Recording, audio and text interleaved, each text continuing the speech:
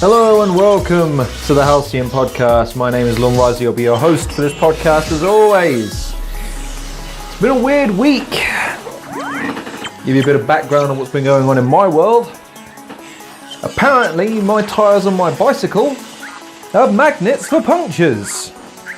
Not entirely sure why it keeps happening, but nevertheless it does. And it's just one of those things, I guess, where there's just nothing I can do but truck on.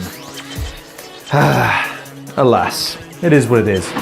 But nevertheless, we crack on. What's on this podcast? Well, there's only really one topic I really want to discuss. And that would be the Conor McGregor versus Mayweather build-up. We have now had 2 press conferences in as many days. And it's been entertaining as hell, to say the least. And I think what it's done is it's shone a light on what great promotion this fight promises to be, and also how well that even today Floyd Mayweather can subvert expectation by mastering the game before the fight to sell the fight to the people as one thing, rather than really it being what it is, which is that it is a boxing match. Floyd Mayweather is the superior boxer, and there's nothing that Conor McGregor is really going to do that's going to change the outcome, which is that more likely than not Floyd Mayweather is going to walk away with a decision. I don't think a knockout, but I've been reading up on the fight. I've been looking into various avenues of information to try and garner a more relevant opinion on what the outcome of the fight is going to be, rather than just, oh, well, I think Floyd Mayweather is going to win because of decision, To be honest, I wanted to try and give a more nuanced opinion than that.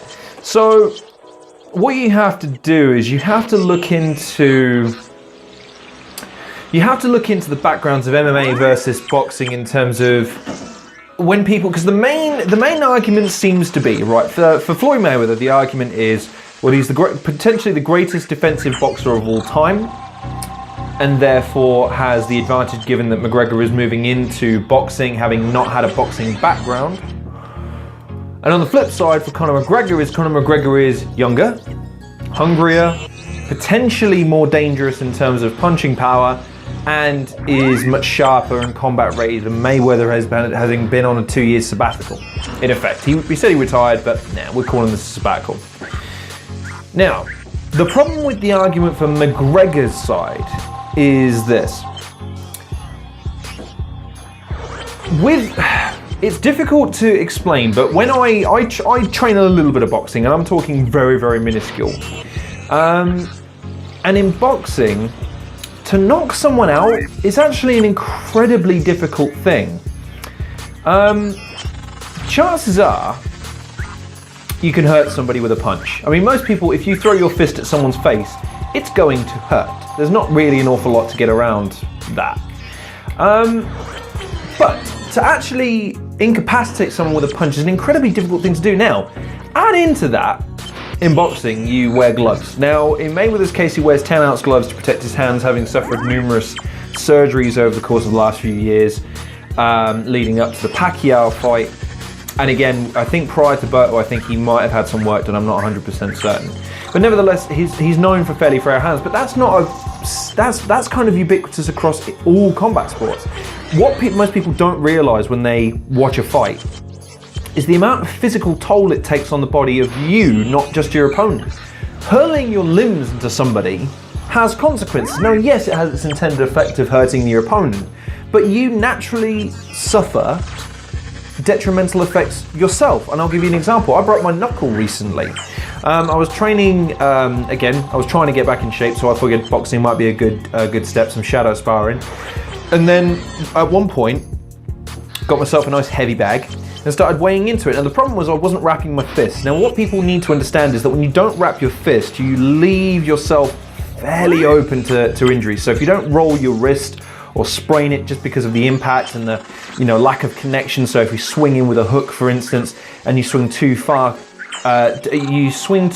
close to you and you sort of lean into it, there's a good chance you're going to roll your wrist into your hand backwards, and it's going to sprain your hand. Now, conversely, if you happen to catch it right on the sweet spot of your knuckle, more often than not, then sooner or later it's either going to chip, or you're going to get a bone fragment, or you're going to crack it, or whatever the case may be.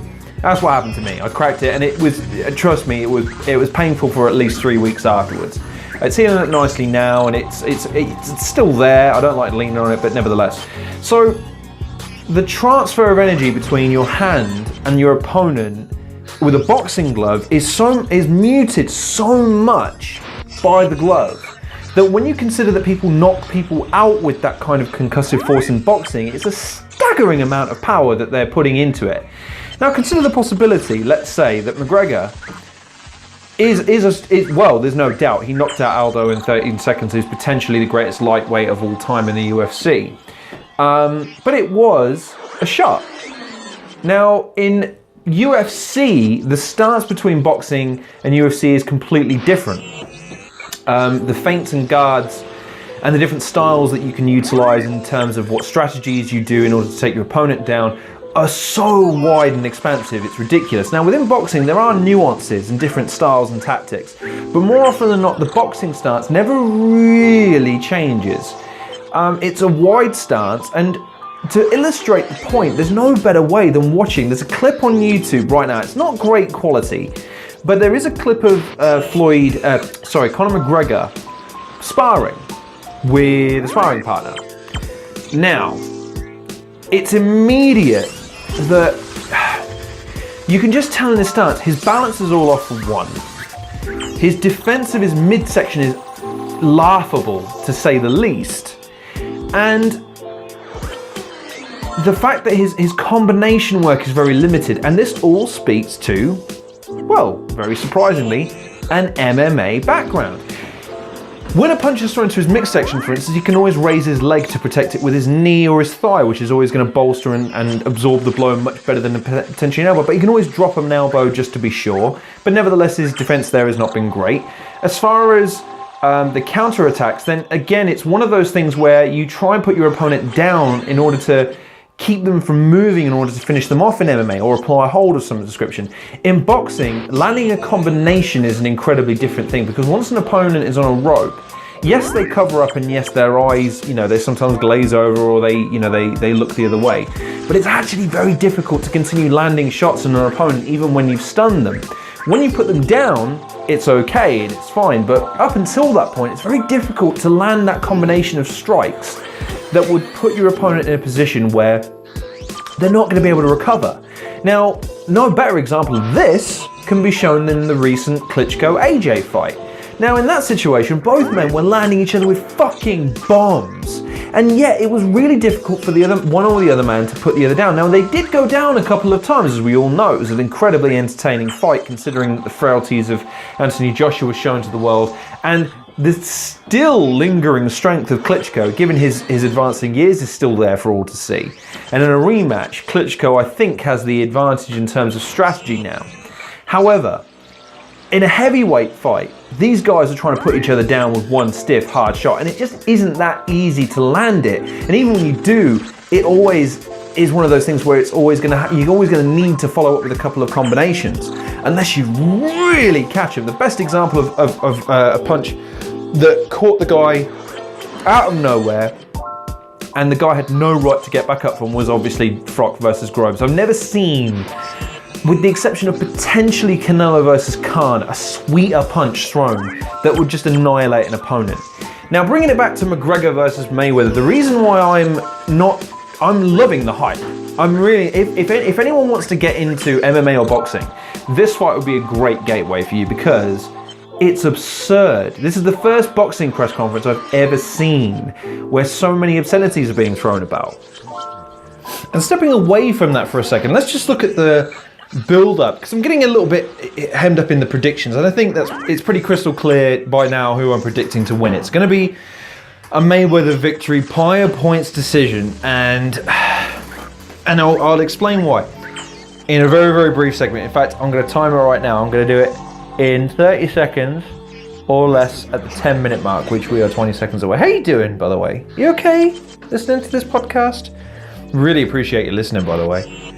You look great today. Bit weird, but nevertheless, got to kill time somehow, people. Right, in 5, 4, 3, 2, 1, start. Now, McGregor, simply put, is a counter-puncher. He likes to catch his opponents on the fly, hence Aldo, charging forward, catches him with the left. McGregor has to take the back foot against Mayweather in order to win, ironically enough, because again, weirdly enough, a lot of Latino fighters fight Mayweather and find that they have problems because they throw punches and it leaves them open to the counter-attack, which Mayweather is the best at. Therefore, because Conor will be naturally nervous and will want to take the lead and be aggressive, Mayweather will pick him off, counter, win. Just about 30 seconds there. But yes, long story short, Mayweather's style perfectly fits every single fighter that charges forward. That's why he was able to nullify people like Miguel Cotto, Canelo, Shane Mosley, even Zab Judah back in the day, and people like De La Hoya. People that I would argue can probably hit just as hard as McGregor, who people don't want to admit maybe isn't as mind-blowingly strong as people think he is. He's a strong fighter. He can knock people out, there's no question, but you have to look at the circumstances. People's guards are a lot lower, their chins are dropped. They don't know how to roll punches as well as boxers do. Boxers train exclusively for evading and lowering the power of a punch when it lands, glancing off shoulders and elbows and gloves and cheeks. It's not the same. And the fact of the matter remains that Mayweather has 20 years experience of this, and even if his speed is diminished, even if his ring craft is a bit rusty, McGregor is not equipped to handle a fighter of this caliber. If McGregor had a target he could hit, then maybe he could utilize his boxing ability. But this, in of itself, is a promotional stunt. Now, we bring it back to the point at hand, which is why I'm looking forward to the fight, if nothing else, because of the promotion. The promotion's been fantastic in terms of its entertainment value.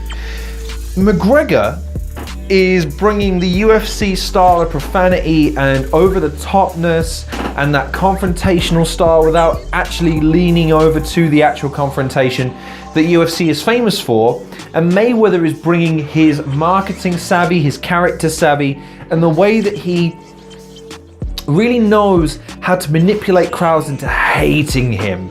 And I mean hating him, because he realizes the name of the game, which is he, to bring it back to wrestling terminology, he is the heel.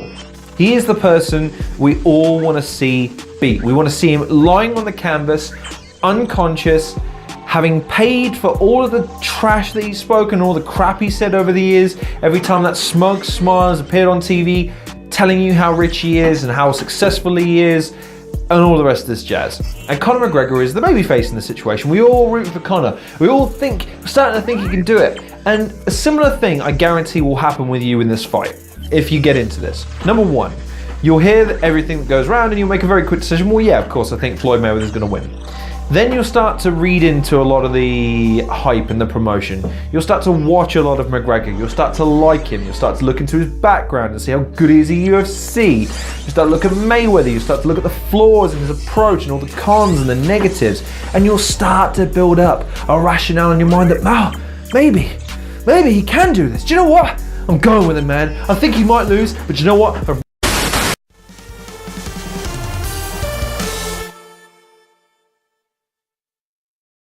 Hello people, this is Rob, also known as Banhead, and today we have a interesting video for you. It is my top 5 favourite original Transformer characters. Now these characters are 100% created by me. The only artwork that is not mine is pictures of the vehicles. Everything else is mine, you should tell, because it's got like a little RT in the top. Just to make you aware, I'm not an artist. I'm not good at drawing or anything like that. So just keep the criticism to a minimum if possible. Fuck it, constructive criticism, great. And let's crack on with number 5.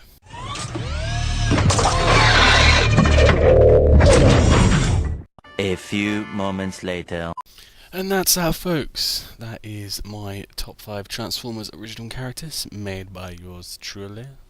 As stated before, most of the artwork's mine, some of it is not.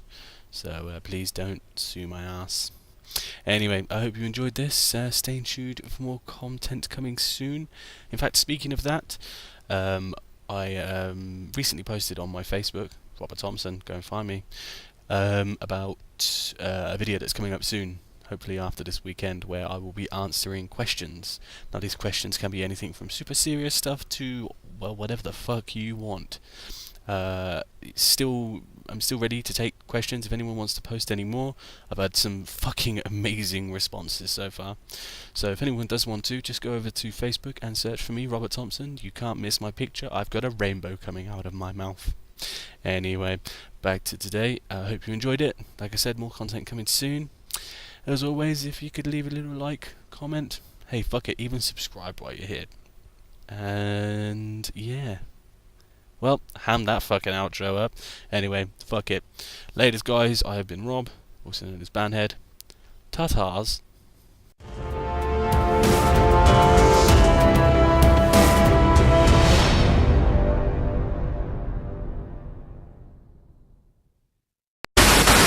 Hello everyone, Craig here, and this is GFY Productions.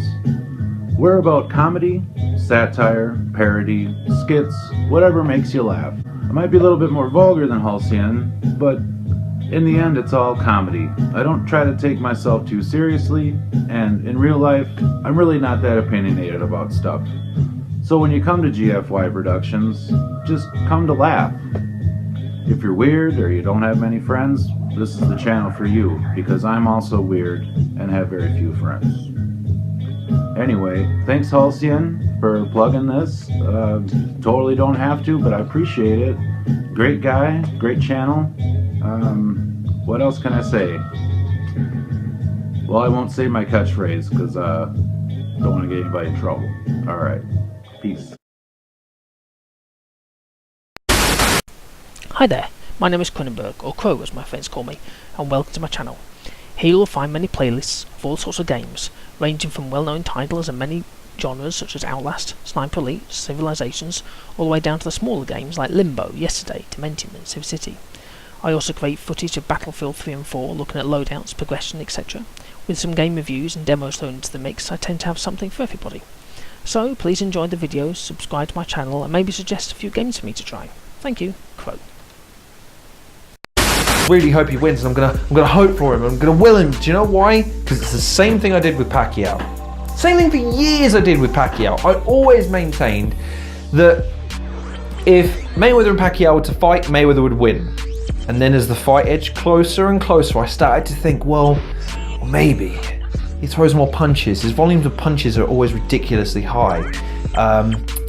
You know, his stamina and Mayweather's getting old, he's slow, he can't be, his defense is, do you know what? I think Pacquiao's going to win.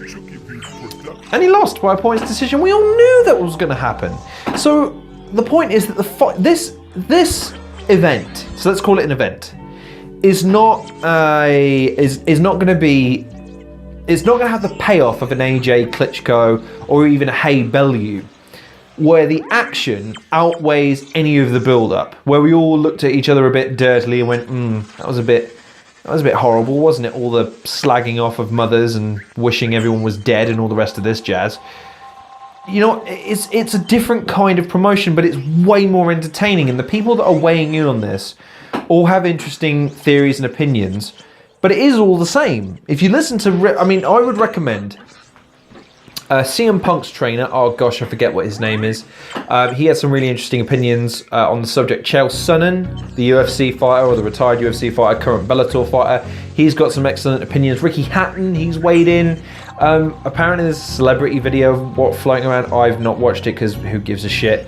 But most of the pundits who are in the know, who watch boxing, who have competed in boxing, and have watched UFC, will tell you the same thing, which is that boxing and UFC are two different sports that demand two different sets of disciplines.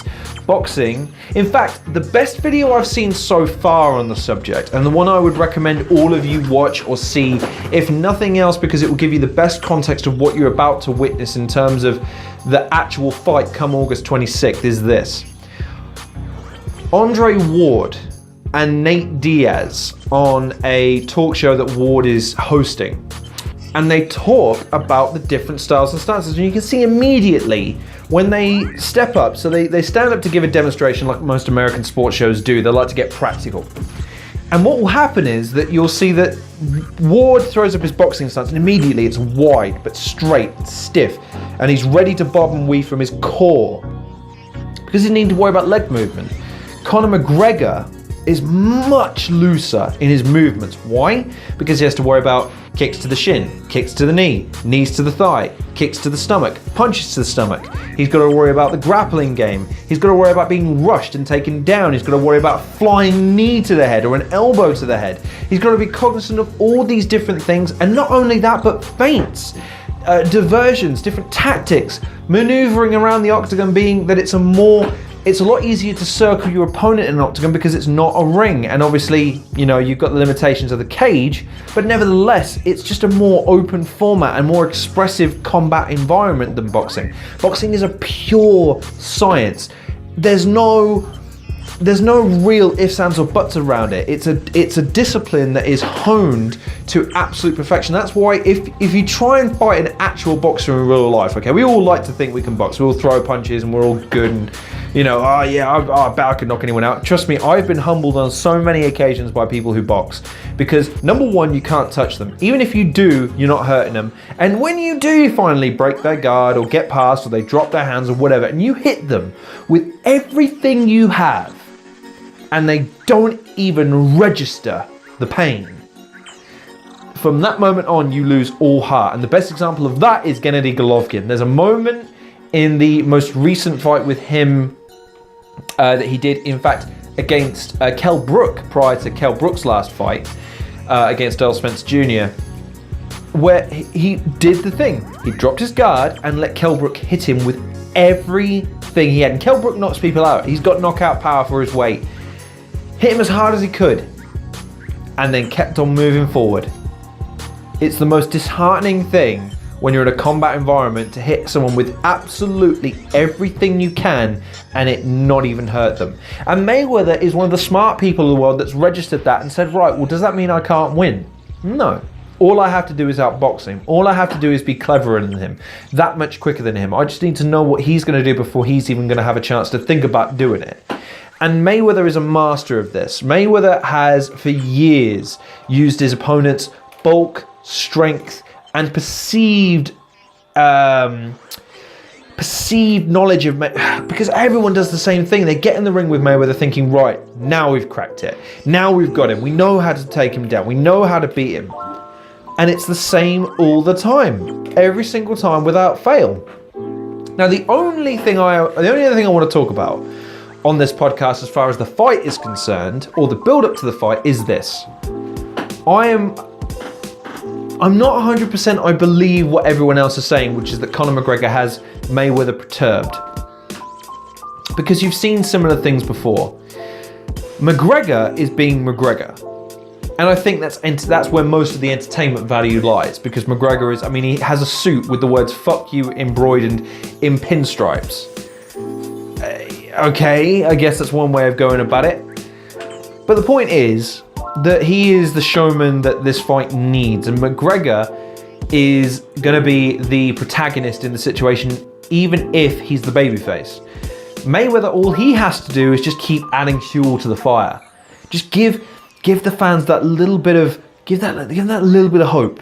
Give them that little bit of something. Make them think, make them believe in this guy, and then take it away from them.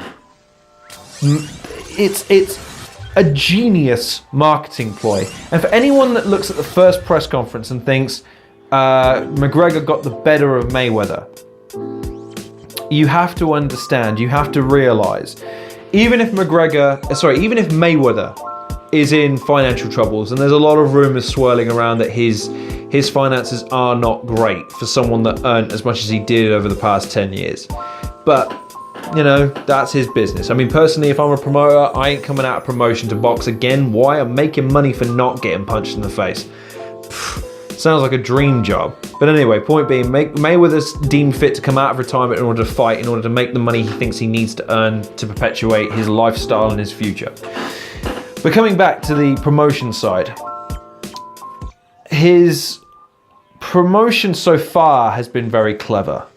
There's been no doubt in my mind, none whatsoever, that McGregor probably realizes that he won't win, which is why he's throwing out different gauntlets and different challenges and all these rest of these businesses. Mayweather probably understands he's going to win, which is why all he's trying to do is invest his time in making sure the promotion for the fight is as good as it possibly can be. He's letting McGregor get away with a lot, an awful lot, that he would not normally let other fighters get away with. Why? Because he knows the more McGregor can promote himself and this character, this cocky Irish UFC badass that can take on anyone, knock anyone out and choke them out, and that it's not a real fight and it's a fucking UFC wannabe guy who wouldn't step foot in the UFC ring with him and the more people are going to believe, and the more people believe, the more they buy. The more they buy, the more he makes. And he really only wants to fight maybe once more. There's not really another fight out there for him, because for my money, and I'll wrap this part of the podcast up in a moment or two, the only person that legitimately stood a chance of defeating Mayweather was Amir Khan. And I'll elaborate on that, because I don't rate Amir Khan as a fighter. Amir Khan was one of the few fighters that had the hand speed to give Mayweather problems. Now, if you look at Mayweather, he's not, his footwork is subtle. It's not quick. He's not lightning fast. Where Mayweather excels is his hand speed, his coordination, his shoulder roll technique, coupled with an eerily good precognition of when an opponent is going to glance a punch off his shoulder so that he can land the counter. That's when his opening is. He doesn't try and pick off fighters on the front foot. He always waits until they exhaust themselves and then waits for the openings. Amir Khan, despite his frail chin, and like I said, one of the dirtiest knockouts I've ever seen was him against Canelo when he was giving away 30 pounds in weight. Having defended the same punch over the previous, I think it was 4 rounds or 5 rounds, defended the same punch every single time, just kept the guard up and it glanced off his glove, no problems whatsoever. For whatever reason, he dropped his guard and he left his chin wide open, and the guy was out before he hit the ground. I mean, toes curled, eyes in the back of his head out. And it was really shocking to see. But that, again, emphasizes my point. Boxers, when they're thinking and when they're clear with what their intentions are, no matter how hard you hit or how fast you think you can hit, they can counteract it, they can defend it in some way or another. MMA fighters, not so much. They're willing to take the punch in order to get on the inside to finish off an opponent. And that's the difference here. Mayweather, I don't think, is necessarily concerned with knocking McGregor out. I don't think McGregor is necessarily concerned with knocking Mayweather out, because on the whole, I don't think McGregor possesses the power and the speed and the coordination to land that punch, because he'll always be punching someone that's moving away from him. Aldo was charging full-fledged into him when he landed that punch. It's not the same situation, so I'm not trying to shit on anyone else's opinion, but here's how it will go. Mayweather will win by decision. It will be a frustrating affair. McGregor will come close on occasion. He may even corner him on a couple of occasions. But the winner will be Floyd Money Mayweather, as much as it pains me to admit. I really don't like it, because I would really like to see Mayweather lose in my lifetime. But it just can't happen. Conor McGregor is not a good enough boxer and not the right kind of fighter to take on Mayweather, because even though his disposition is as a counterpuncher, Mayweather's just not going to come forward, which means he has to be the aggressor. So that wraps up that part of the podcast. It was only 25 minutes, but that's my hearty opinion on the matter, since I've seen a lot of it over the last couple of days and I just wanted to talk about it. Anyway, quick nod to Arsenal. Lacazette has scored his first ever goal for the club. Welcome, Lacazette! You jammy Frenchman. In terms of transfer news for Arsenal, there's not a lot going on. Lamar is being linked again, but considering the continuing links to Mbappe, I think it's Bakayuko to Chelsea. Fabinho is being linked away as well. There's another player, I forget his name, from Monaco. They're going left, right and centre, let's put it that way. So Monaco will not be looking to sell all of their players. Maybe one or two more at the most. But when you look at Leicester last season, that's the best example of a team where they won the league. They were in the position to be able to tell some of their players yes, some of their players no. You know, it's just one of those situations where if they feel that they can get away with letting a player go and bringing in a replacement, they will. A few other interesting transfers that potentially will happen. I think the interesting thing with the transfer market at the moment is that there's a couple of deals that are poised right now. My internet's been absolutely atrocious recently. You're lucky you're hearing this, quite frankly. With the Rooney deal and the Lukaku deal, the market's kind of open now. There's a lot of loose ends in terms of players that were either on loan last season and haven't had their futures resolved. For Arsenal, for instance, the future of people like Oxlade-Chamberlain, Jack Wilshere, Kieran Gibbs, David Ospina, Sanchez, obviously, they're all in the air because no one really knows what's happening yet. Not been any money made or money offered because a lot of they're waiting for our players to head into the final year and then they'll start to make approaches come January. I think, though, in terms of Arsenal, like I say, I wouldn't go in for Lamar. I would be happier with a defensive reinforcement at this point, considering that Lacazette is a great signing. One thing that did surprise me today, Kyle Walker, £50 million. Really? Really? £50 million. The same as Falcao, the same as way more than Sergio Aguero or any of those kinds of players. £50 million? Really? Football. What are you going to do? Preposterous amounts of money. In terms of other football news, there's not really a tremendous amount going on at the moment, obviously because the window is the main story. In terms of news in general, again, there's not really a lot to talk about at the moment. The Mayweather-Mcgregor fight is really that's all that's consumed the last couple of days when I've not been at work. Obviously, we've had Great Balls of Fire, and I'll probably make a podcast on that come the weekend once I've had a chance to fully digest it. I'm still making sense of it, if that makes sense. Some of the matches I enjoyed, some of the matches I didn't, some of the finishes I liked, some of the finishes I didn't.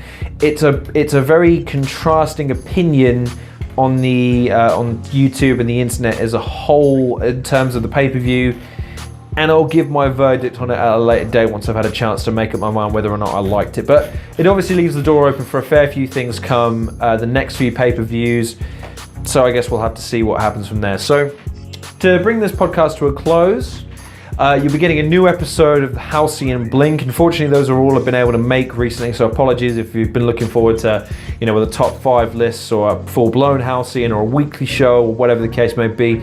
Like I said, I'm not filming anything new until I've finished what I want to do in terms of my weight loss, so I can hopefully be a bit more presentable on camera. I hope you can appreciate that. It's just to, again, help build my confidence and improve my health. In terms of the show, not really decide what it is yet, but it's going to be probably something obscure. Some of the topics I've been working on recently are really odd and weird, so hopefully you'll enjoy those. As we come to the end of the podcast, I just want to throw a few shout outs to some of the people that have been commenting, that have been watching, that have been subscribing, because I really appreciate it. If you've made it to the end of this podcast, you're probably one of these people, so you deserve a shout out. So, as always, GFY Productions, my boy Craig. Appreciate you watching, bro. I hope you're healing up well from your surgery. Hope you're making more content soon. Crow, my boy. Appreciate you commenting and liking on a couple of the videos recently. Really appreciate it. Go check out his channel. He makes a lot of good content. Michael Richard, a guy who's been commenting on some of my videos recently. I really appreciate the banter, dude. The back and forth has been epic. Really love it. Tevye Smolka, love you, dude. Appreciate the watches as well. Go watch his channel. He does a lot of content, really a lot of content. You should go and check him out for definite. It's good stuff as well. Defunct Games, obviously. Appreciate their support as always. I got a lot into that podcast. You got your money's worth this week, you sexy bastards. So, as we draw today to a close, it's Friday when you hear this, so happy Friday, people! I hope your weekend kicks all kinds of ass. I'm going to enjoy cycling to work today, as this will be coming out today, on a bike with a flat rear tyre, so compare your lives to mine and be jealous. So yeah, that's the Halcyon Podcast. I'm focusing predominantly on the Mayweather-McGregor fight. I'll try not to focus on the fight too much, although I may produce a couple more videos on this because it is a subject I'm interested in.